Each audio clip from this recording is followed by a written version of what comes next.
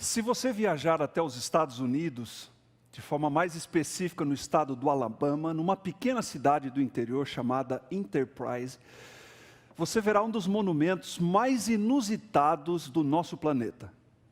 Na verdade, considerado um dos 5 mais estranhos, é o Boll Weevil Monument, um monumento a uma praga agrícola. A história remonta ao início do século passado, bem no começo dos anos de 1900, 1910, quando do México, entrando pela fronteira do Texas, avançou para o sul dos Estados Unidos, esse inseto chamado Boll Weevil, que começou a dizimar a cultura de algodão que era cultivada naquela localidade. O prejuízo foi enorme, os fazendeiros começaram a perder as colheitas, e aquilo que representava o alimento, o sustento, a forma de vida e subsistência daquela região, de um momento para o outro, em menos de 2 anos, simplesmente deixou de existir. O Boll Weevil dizimou tudo, destruiu por inteiro, causando prejuízos de bilhões de dólares à agricultura americana. Em 1916, um agricultor chamado C.W. Boston viu o desastre se aproximando. Endividado, foi até um banqueiro, Sr. H.M. Sessions, que o estimulou a trocar de cultura, plantar amendoim ao invés de algodão. Esse banqueiro, que estimulava a economia local, havia viajado pelos estados das Carolinas, do Norte, do Sul, e viu que em solo semelhante havia o cultivo de outra espécie de alimento. Sem muitas alternativas, Boston aceitou o desafio e plantou amendoim. Ele acertou em cheio. No final desse ano, em 1917, lucrou $800 mil, uma verdadeira fortuna para os seus dias. O sucesso de C.W. Boston se espalhou rapidamente pelo Coffee County, ou Condado do Café, como eles chamam o agrupamento dos municípios daquela região. E todos os colegas, os fazendeiros que ali viviam, tentaram saltar no trem do sucesso financeiro que aquela mudança havia promovido. Em 1918, já havia mais de 1 milhão de alqueires de amendoim sendo plantados naquela região. Plantação que rendeu mais de $5 milhões no ano de 1919. Imagine que isto representa uma fortuna se transportada e feita a correção para os dias atuais. Quando o flagelo, quando a tragédia daquela praga assolou a região, atingindo o seu pico máximo em muitos lugares, o Condado do Café, a região dessa cidade de Enterprise, celebrava um lucro inédito. Lucro esse que permitiu à comunidade se dar o luxo de erigir um monumento, de investir dinheiro contratando um arquiteto, um artista italiano, que esculpiu em mármore uma mulher, uma camponesa, com mais de 4 metros de altura. Em seus braços elevados, ela segurava uma bacia, e na bacia, o inseto, esse caruncho, uma praga agrícola que havia sido motivo de tragédia para muitas regiões, mas que pelo risco, pela intrepidez, pela disposição de se reinventarem e aceitarem o novo, aquela região havia se dado bem. Em 11 de dezembro de 1919, os agricultores de Enterprise inauguraram o monumento e cravaram uma placa de bronze que está escrito até hoje: em profunda apreciação pelo minúsculo besouro e pelo que ele fez como arauto da prosperidade. Este monumento foi erigido pelos cidadãos de Enterprise, Coffee County, Alabama. Na história do Ball Evil, nós temos uma tragédia que se aproxima e a disposição de um grupo de pessoas para mudar. Nessa história, o que parece ser uma maldição, um infortúnio, pode se transformar uma bênção. O que às vezes parece ser o momento mais sombrio da vida, pode trazer a maior luz que irradia o caminho. A porta que se fecha, também é a que se abre para as grandes oportunidades. Coisas que parecem seguir por uma estrada sem saída, abrem caminhos para a atuação de Deus. De forma semelhante, vivemos uma pandemia que fechou portas, que causou dificuldades. Mas de forma semelhante, existe a possibilidade de reinventarmos, trocarmos a cultura, experimentarmos algo novo. Eu quero nesta manhã convidar você para estudar um texto bíblico que tem uma história semelhante, que Deus permitiu uma intervenção, uma disruptura, que a princípio provoca tristeza e perda, mas que se transforma em ganho e vitória, com reflexos de 2000 anos atrás, para os dias de hoje em que vivemos. Neste culto emblemático, eu quero enfatizar a você, que a crise disruptiva, que muda o cenário, não apenas circunstancialmente, mas de forma perene, transforma-se muitas vezes na crise de oportunidades. O que é uma disrupção, pode ter uma interrupção para provocar uma explosão do crescimento do Evangelho. Vamos abrir a Bíblia no livro de Atos. Atos capítulo 8, versos 1 a 4. Naquele mesmo dia, a igreja de Jerusalém começou a sofrer uma grande perseguição. E todos os cristãos, menos os apóstolos, todos foram espalhados pelas regiões da Judéia e da Samaria. Alguns homens religiosos sepultaram Estevão e choraram muito por causa da morte de Estevão. Porém, Saulo se esforçava para acabar com a igreja. Ele ia de casa em casa, arrastava homens e mulheres e os jogava na cadeia. E aqueles que tinham sido espalhados anunciavam o evangelho por toda parte. Notem, irmãos, queridos amigos de São Paulo, de Hortolândia, ou mesmo de Engenheiro Coelho, quem sabe você está em algum lugar do mundo. Temos tantas pessoas que nos assistem dos diversos continentes desse mundo de Deus. Note, a igreja celebrava a conversão de milhares de pessoas no dia do Pentecostes, 50 dias depois da Páscoa. Os discípulos receberam o poder e pregavam, e a sua pregação encontrava eco, e a conversão de milhares de pessoas. A igreja crescia. Em Atos capítulo 2, fala de conversões num só dia, na generosidade, no compartilhamento das posses, dos bens, do convívio empolgado e fraterno. Todos queriam estar ali onde estavam os apóstolos, todos queriam estar onde as coisas estavam acontecendo. Nós gostamos de ficar onde as coisas estão, nós gostamos de estar no centro, nós gostamos de estar entre os queridos, nós gostamos de sentir a segurança e o poder da companhia daqueles que compartilham da mesma fé e da esperança, gostamos de ouvir os grandes pregadores, a melhor música. Ellen White diz que, em lugar de instruir novos conversos, para levar o evangelho aos que ainda não o haviam ouvido, aqueles irmãos conversos em Jerusalém estavam em perigo de tomar um caminho que os levaria a se sentirem satisfeitos com o que já tinham alcançado.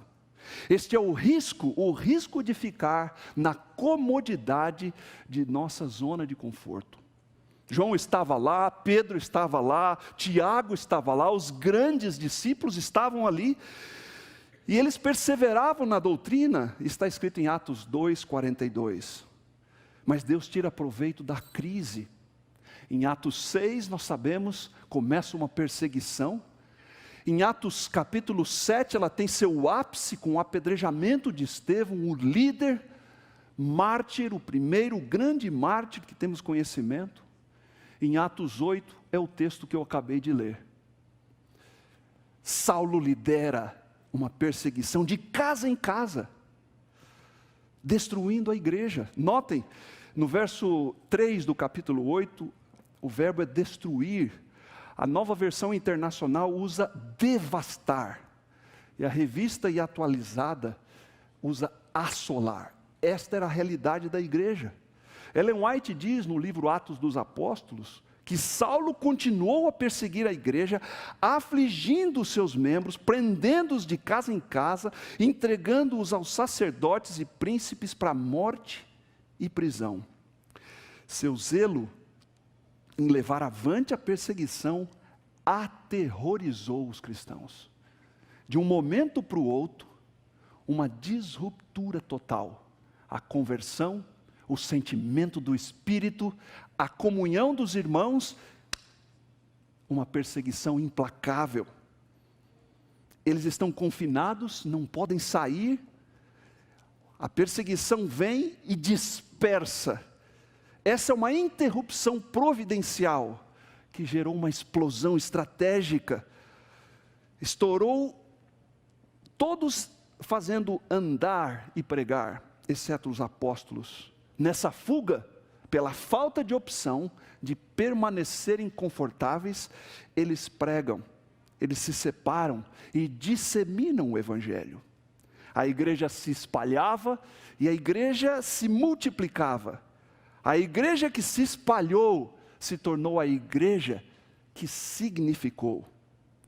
Ellen White diz no livro Atos dos Apóstolos, página 106, quando foram espalhados pela perseguição, saíram cheios de zelo missionário, compenetraram-se da responsabilidade de sua missão, sabiam ter nas mãos o pão da vida, alimento para um mundo faminto, e eram constrangidos pelo amor de Cristo a distribuir esse pão a todos que estivessem em necessidade.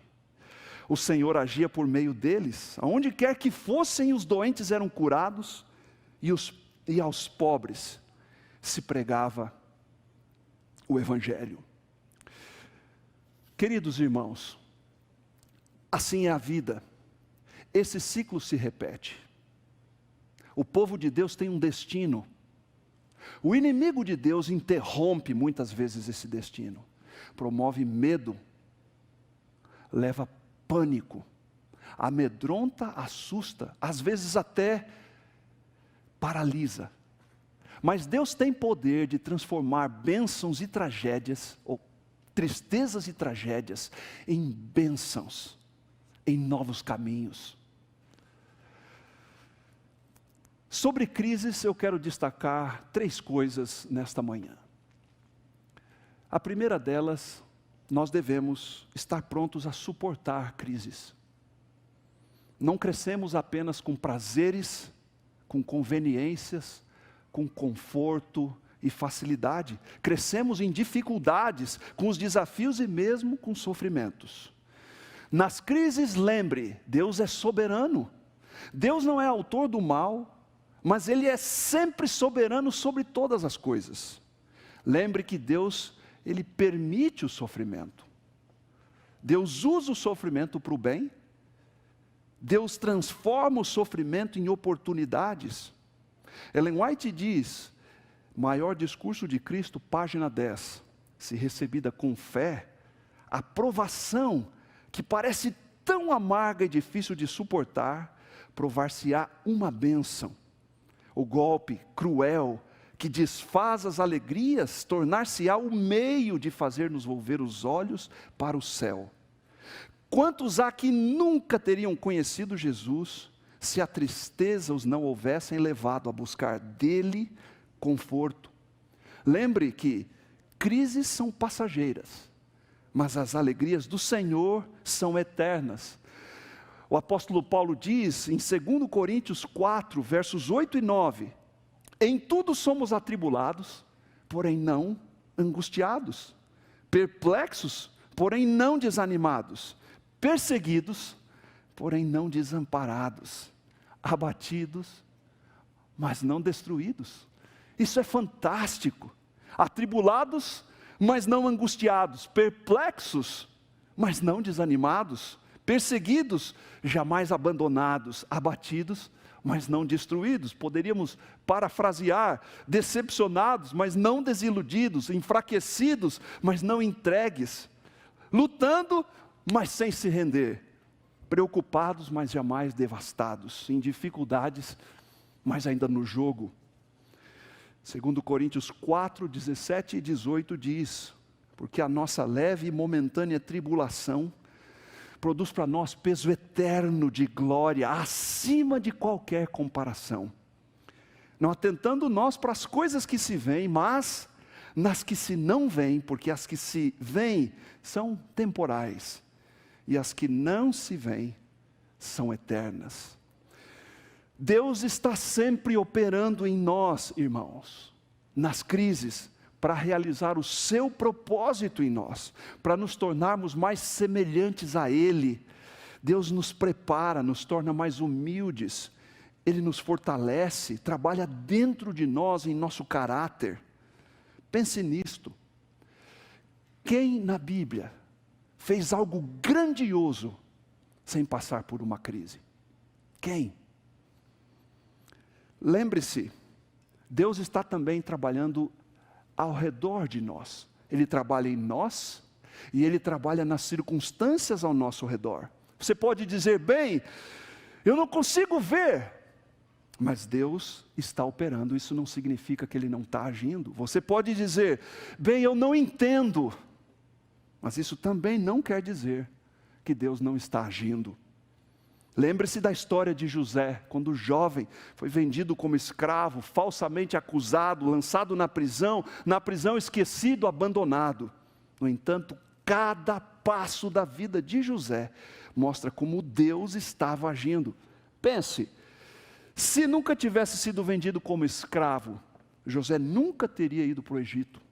Se nunca tivesse ido para o Egito, nunca teria ido trabalhar na casa de Potifar. Se não tivesse ido na casa de Potifar, nunca teria sido acusado falsamente de ter tentado seduzir sua esposa.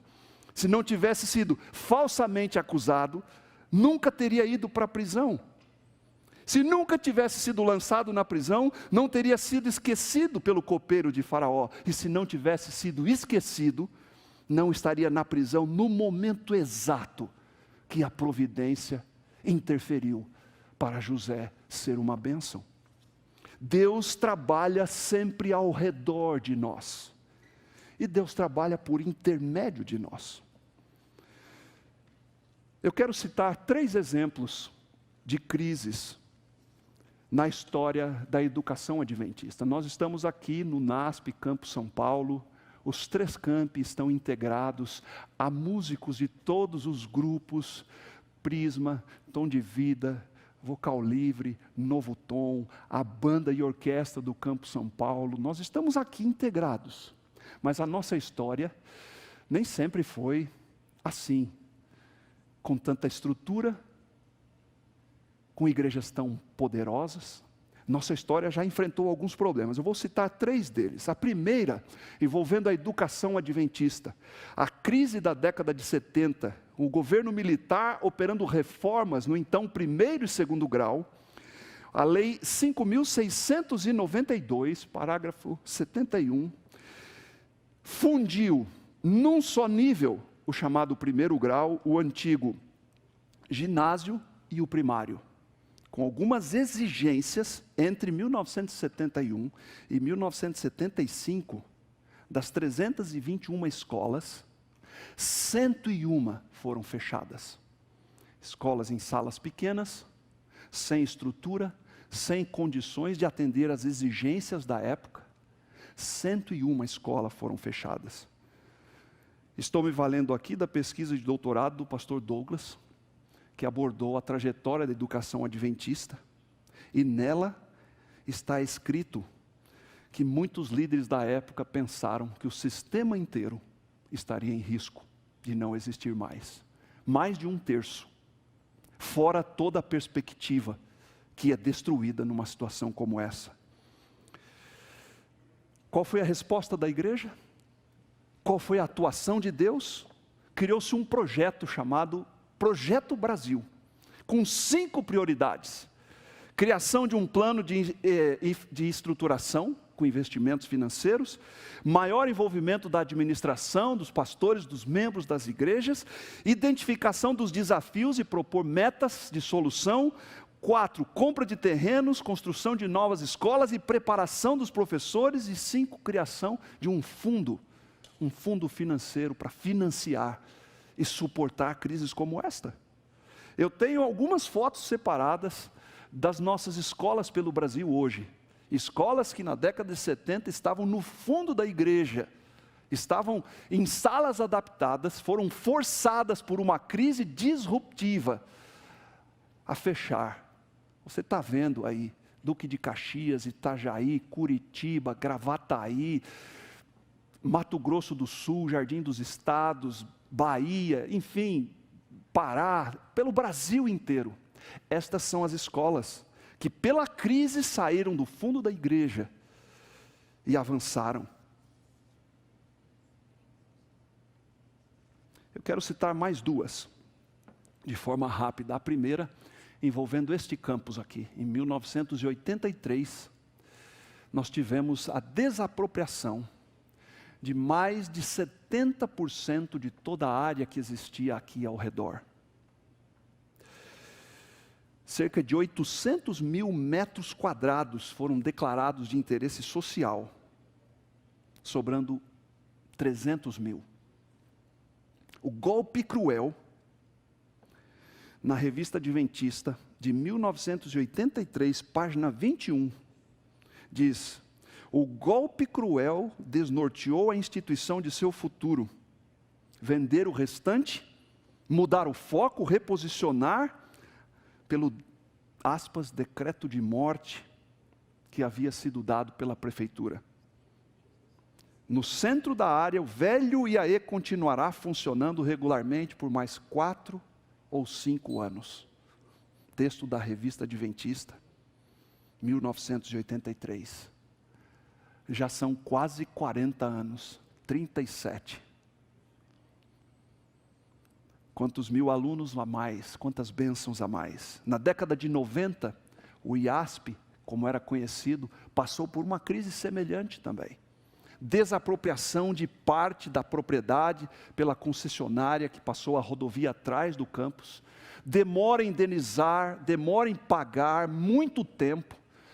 O dinheiro prometido havia sido comprometido, mas não havia sido pago. Havia uma crise na filantropia com o sistema de bolsa e financiamento de estudos, e naquele ano a escola precisou fazer muitos ajustes, final dos anos 90, muitos ajustes duros. Qual o resultado de tudo isso? Compra da fazenda Lagoa Bonita, em 1983, 262 alqueires de terra. No ano seguinte, a crise da geada na Flórida, que fez com que o preço da laranja saísse na região de Limeira, da casa dos centavos de dólares, para mais de $6 a caixa. Um lucro gigantesco que proporcionou um reinvestimento fantástico. O que aconteceu com o IASP? De uma escola de menos de 500 alunos, é hoje a maior escola de educação básica da igreja no mundo. Eu trouxe alguns números, eu vou separar aqui para os colegas que estão aqui comigo. Você que está em casa está vendo esse gráfico. Eu separei pelo anuário da estatística da Conferência Geral, eu separei os números de matrícula do UNASP, na época, Novo IAE, Velho IAE e IASP. Em 1998, o último ano antes do processo de integração, nós tínhamos em Engenheiro Coelho, 363 alunos na educação básica e 661 na educação superior, total de 1.024. Em Hortolândia, nós tínhamos 583 alunos na educação básica e nenhum no ensino superior. Em São Paulo, Neste campus havia 866 alunos na educação básica e 616 na educação superior. O total dos 3 campi, em 1998, eram 2.744. Este ano, no mês de março, Engenheiro Coelho computou 5.098 matrículas, Hortolândia 5.115 e o Campo São Paulo 6.308.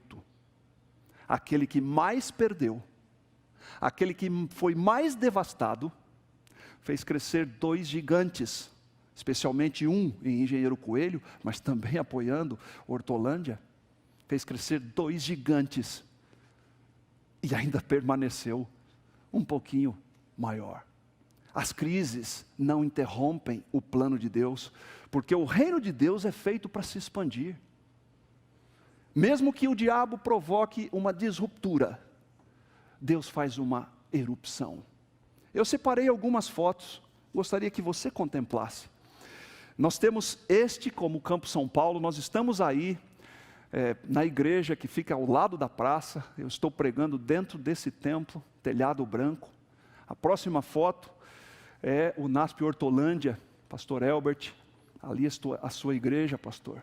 Tanta comunidade ao redor dessa cidade, dessa igreja, como aqui ao redor dessa igreja, quanta gente. E Engenheiro Coelho, que é o mais jovem, ali também, telhado branco, no centro do campus, a igreja. Vamos seguir vendo mais algumas fotos.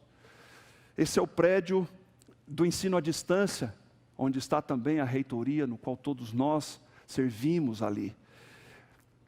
Essa é a foto da formatura de dezembro. Ali está a igreja em construção, a foto no alto, na extrema. Ali está a igreja pronta, uma foto da formatura e o rosto dos alunos. Aí está a Hortolândia, uma foto da década de 70. A igreja em construção, a igreja pronta e a formatura em dezembro de 2019. E aí está a igreja deste campus onde estamos agora. Início da década de 80, a igreja em construção, a igreja hoje, a foto desta semana, e em dezembro os nossos alunos se formando. Em 2019, o NASP formou mais de 1.300 profissionais. Como dizem nosso lema da fundação da nossa instituição, comprometidos em servir a pátria e comprometidos com educação e salvação. Em abril do ano passado, na formatura deste ano, eu estava esquecendo de mencionar essa foto, celebramos a 100ª turma de pastores, com o batismo de uma estudante, feita pelo nosso diretor, pastor Reinaldo Siqueira. É para isto que Deus criou a instituição, e é nessa direção que Ele a manterá. Celebramos o ano passado o marco à integração, quando definitivamente o IASP se tornou um campus, passando de uma faculdade para um centro universitário, e do ponto de vista legal, pleno, se tornou um dos campi desta grande instituição. Eu gostaria de ler um texto muito conhecido. Ao recapitular a nossa história, Testemunhos Seletos, volume 3, página 443. Você conhece esse texto de cor, mas tem certas horas que ele faz mais sentido. Ao recapitular a nossa história passada, havendo revisado cada passo de progresso até o nível atual, Ellen White afirma: louvado seja Deus. Ao ver o que Deus tem realizado, encho-me de admiração e de confiança na liderança de Cristo. E nada temos que recear quanto ao futuro, a menos que esqueçamos a maneira em que o Senhor nos tem guiado e os ensinos que nos ministrou no passado. Bem, eu disse que são 3 aspectos que eu queria destacar sobre crise. O primeiro é, a gente precisa estar pronto para enfrentar a crise. A crise virá. Enquanto existir mundo, enquanto existir pecado, virá crise. Deus opera na crise, Deus nos transforma na crise, Deus cria oportunidade na crise. A segunda coisa que eu quero dizer é, nós temos que ter disposição para missão. Voltando ao livro de Atos, Deus espalhou a igreja através de uma crise para que ela se engajasse na missão.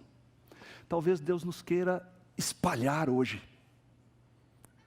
Talvez Deus nos queira tirar da zona de conforto, na vida diária, nos negócios, nas viagens, e em cada responsabilidade que Deus nos confia, somos desafiados a propagar a missão.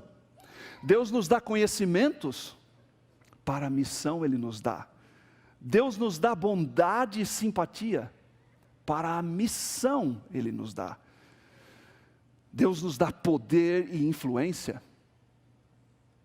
Poder e influência é para a missão que Ele te dá. Deus nos dá honra e prestígio, não é para nós, é para a missão que Ele nos dá. No livro Educação, página 56, Ellen White descreve sobre alguns dos grandes heróis da história desse mundo. Paulo, Daniel, Moisés. Sobre José e Daniel, ela diz na página 56, leia comigo, pela sua sabedoria e justiça, se referindo a esses dois homens, pela sua sabedoria e justiça, pela pureza e benevolência de sua vida diária, pela sua dedicação aos interesses do povo, e este povo era idólatra. José e Daniel mostraram-se fiéis aos princípios da sua primeira educação, fiéis para com aquele de quem eram os representantes. Tais homens, tanto no Egito como na Babilônia, a nação toda honrou, e neles um povo pagão, assim como todas as nações com que entretiveram relações, neles José e Daniel contemplaram uma ilustração da bondade e beneficência de Deus, uma imagem do amor de Cristo. É algo muito importante para nós nos reunirmos, estarmos aqui a cada sábado. Mas pode ser que Deus queira nos espalhar. De todos os textos que eu li nesta manhã, o mais importante, o mais significativo é o que eu vou ler agora, encaminhando para o final. Atos dos Apóstolos, página 105, sobre tudo isso que eu falei. Ellen White diz, aquela perseguição, sabe aquela? Paulo aterrorizando a igreja, destruindo a igreja. Aquela perseguição sobreveio à igreja, resultou em grande impulso para a obra do Evangelho.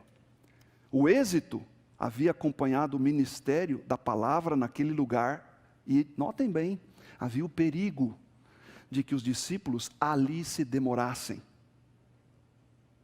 ficando por muito tempo despreocupados da comissão que haviam recebido do Salvador, de ir a todo o mundo, a fim de espalhar seus representantes por outras partes do mundo, de maneira que pudessem trabalhar por outros.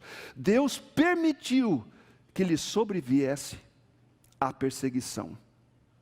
Expulsos de Jerusalém, os crentes iam por toda parte, anunciando a palavra.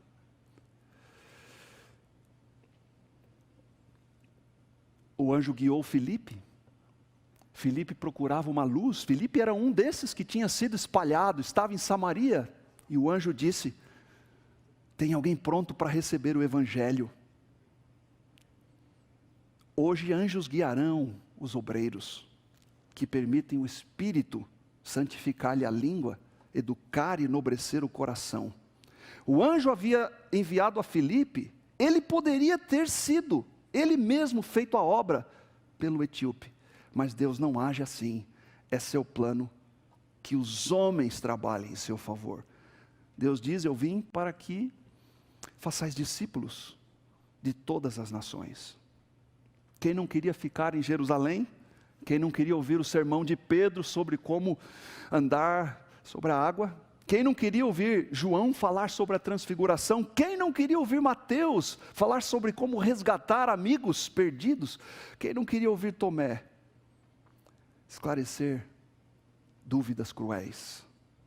Eu pergunto a você, o que você deseja nessa pandemia? Deseja voltar ao normal? Ou devemos inaugurar um novo tempo de propagação da esperança? Compartilhando aquilo que temos de mais precioso. Eu quero fazer um alerta, querida igreja. Normal era um tempo com uma cultura que nos afugentava de Deus.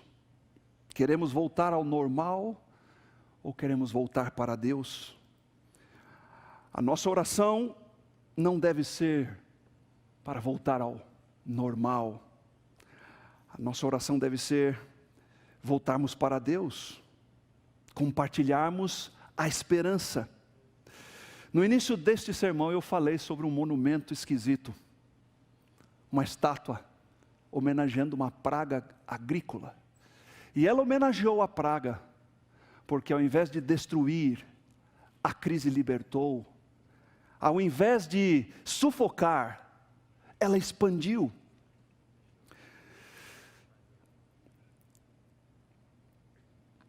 Você pode contar da sua vida, da sua conversão, do que Cristo fez por você. Qual é a sua grande esperança? Apresente a Cristo como solução para o mundo. Demonstre alegria na vida eterna. Expresse sua convicção na volta de Jesus. Demonstre que é possível ter paz no meio da tempestade.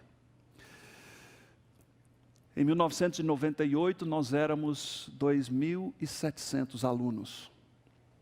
Em 2020, mais de 18 mil.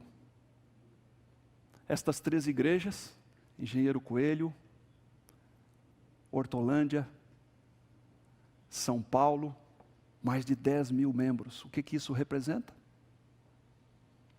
Oportunidades de vivermos o Evangelho, de pregarmos, oportunidade de instruir no intelecto e de impressionar no coração.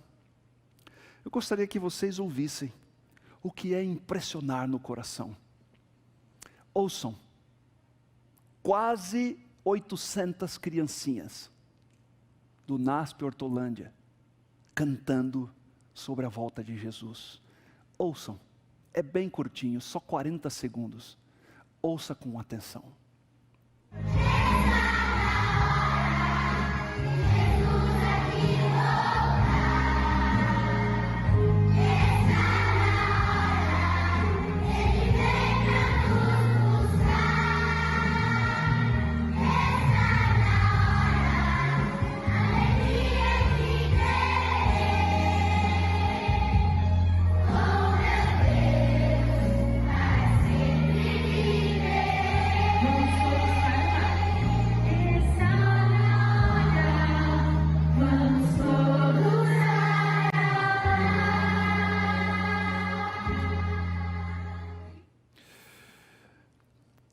Neste momento nós vamos terminar esta mensagem com um momento final muito especial.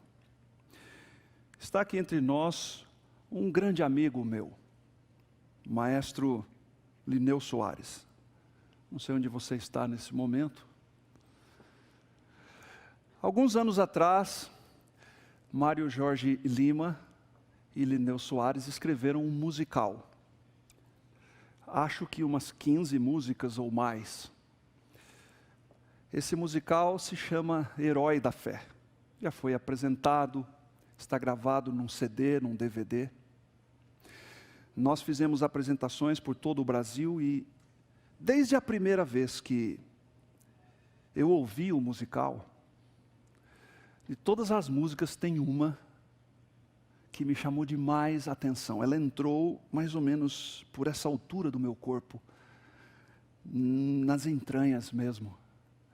E ela percorreu a minha mente, a minha imaginação. A música fala sobre a volta de Jesus. A segunda estrofe diz assim: O mundo está cheio de muitos problemas que o homem não tem como solucionar. Governos e povos em luta perene procuram saídas, querendo mudar. No entanto, sem Cristo, sem ter esperança de vida eterna e de um mundo melhor, só dá para viver sem sentir medo e angústia se existe a visão de uma pátria melhor.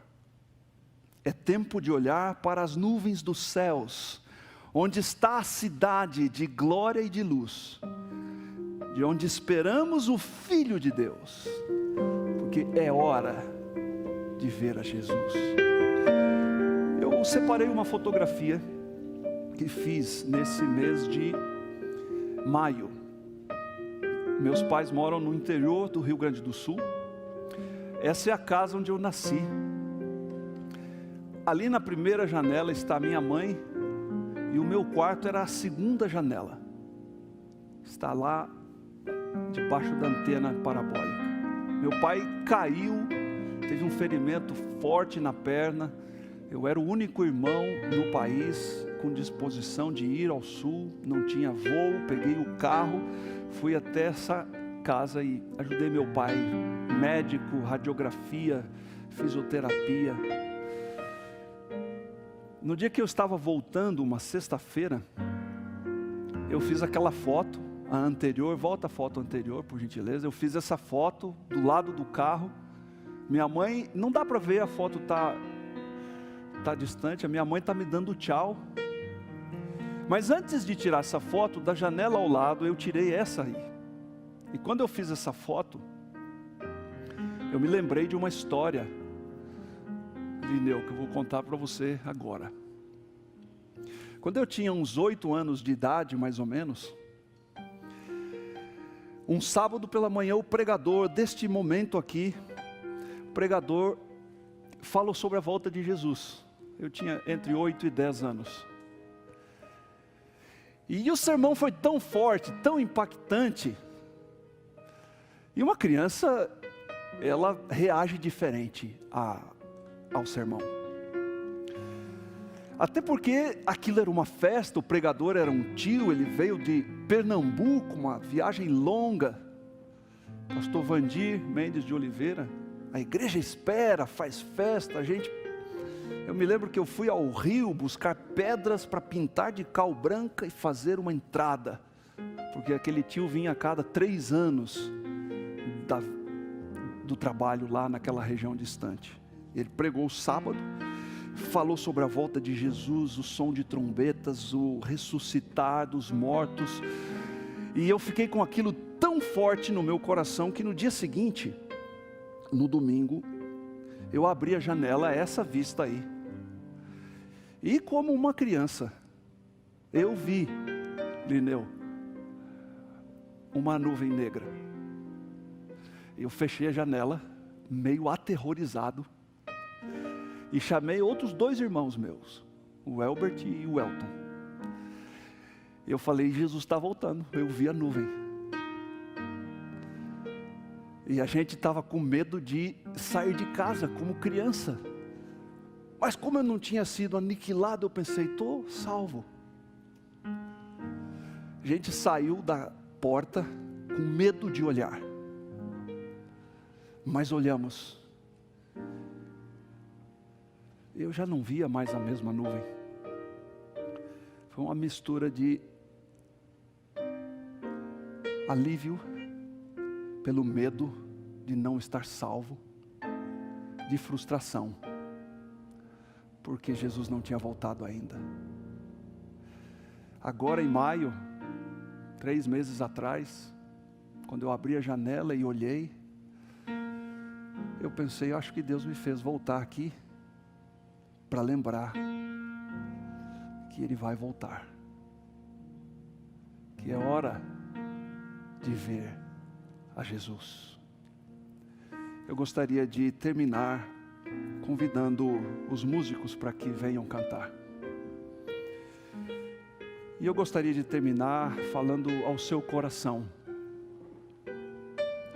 Jesus vai voltar. Resista. Aprenda a lidar com a crise. Na história da nossa vida, na história da igreja de Deus, na história do UNASP, Deus transforma crises em oportunidades. Uma situação disruptiva pode fazer uma interrupção, mas Deus vai promover uma explosão do Evangelho, porque Ele está às portas para nos encontrar, e é isto que você precisa ouvir agora. É hora de ver Cristo voltar.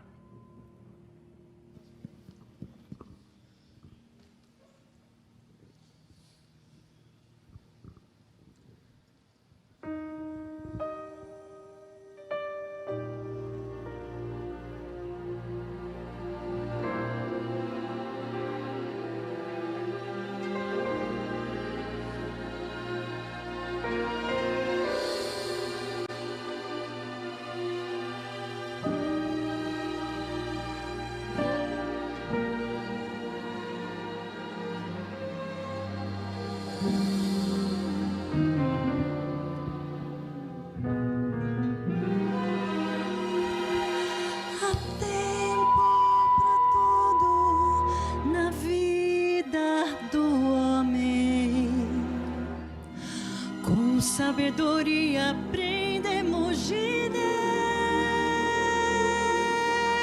Deus. É Deus quem controla o tempo e a história. Ele quem manda mensagens lá dos céus. Nós temos muito firme a palavra profética, e a ela atentos devemos estar,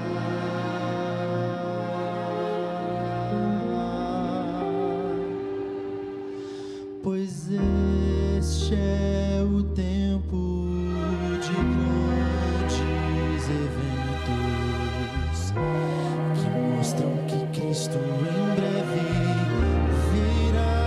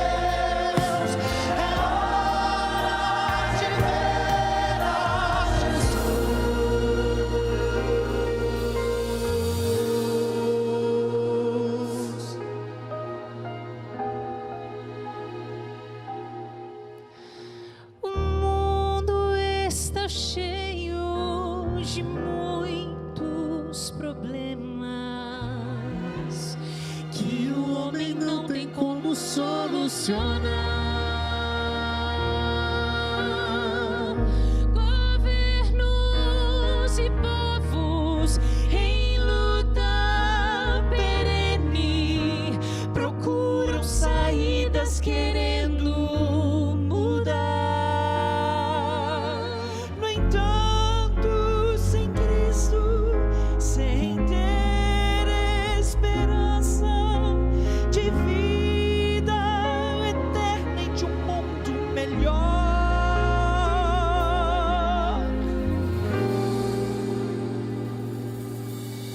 só dá pra viver sem sentir medo e angústia. Se existe a visão de uma pátria melhor, É tempo de olhar para as nuvens dos céus, onde está a cidade de glória e de luz, de onde esperamos o Filho de Deus. É hora de ver a Jesus.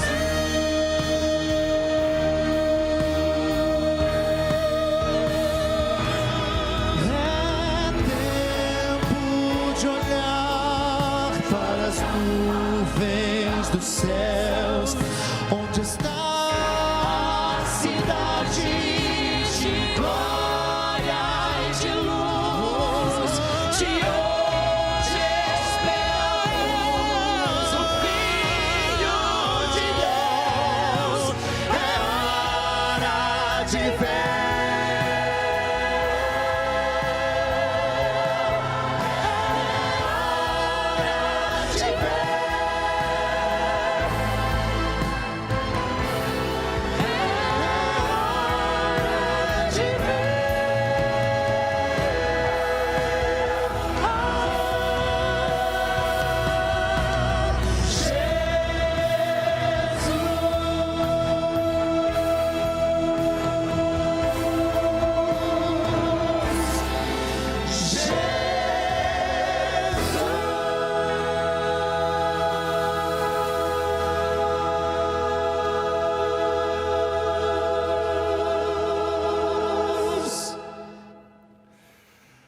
Nós estamos terminando o nosso culto e eu quero fazer duas coisas nesse momento.